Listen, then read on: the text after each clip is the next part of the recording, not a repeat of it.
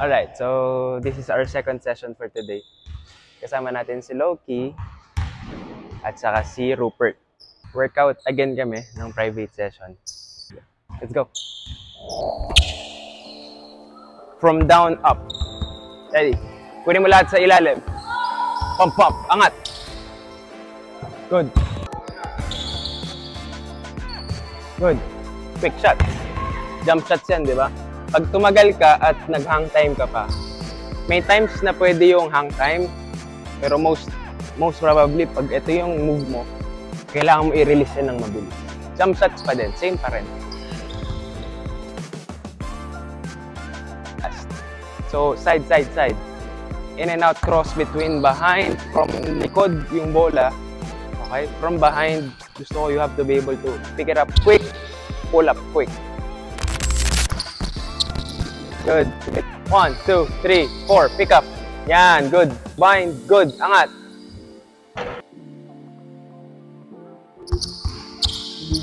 Good. 1, 2, 3. Pump. Angat. Good. Sige lang. Good. Sige lang. Figure it out. Now, don't get frustrated. Again, listen up. Sabi ko kanina, you always go beyond your capabilities. Now, wala kang karapatang ma-frustrate. Ito yung level na comfort zone mo. Pag tumaas ka, ibig sabihin hindi ka sanay. Now you're gonna make mistakes. Pag na-frustrate ka, hindi mo magagawa yan. Dapat ini-enjoy mo yan. Dapat ma-frustrate ka dun sa kaya mo. Hindi mo kaya to eh. So dapat you have to enjoy it.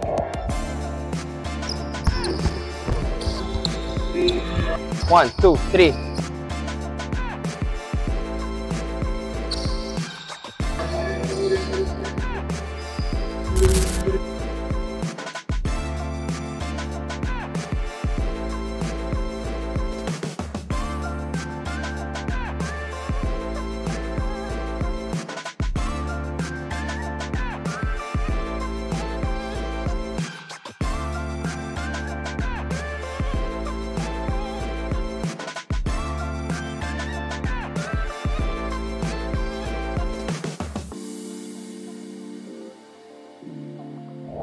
You open up, speed to, pump, pump, speed stop, pause.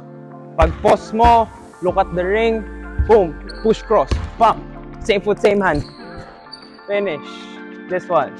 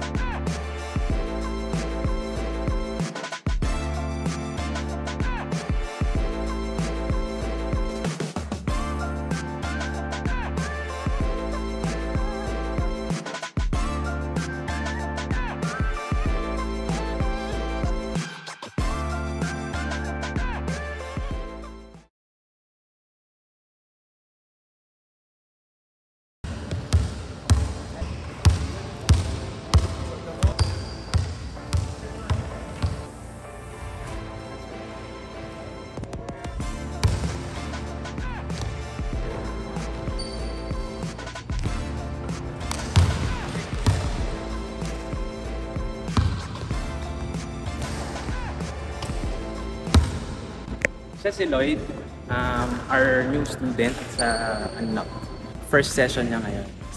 So, ang sarap lang sa feeling, no? Sarap sa feeling kasi, again, may nagtitiwala ulit sa atin na kids na nakikita natin nag-e-enjoy sa basketball. So, gusto natin lahat hilig yung ginagawa. So, we just wanna see people do what they love.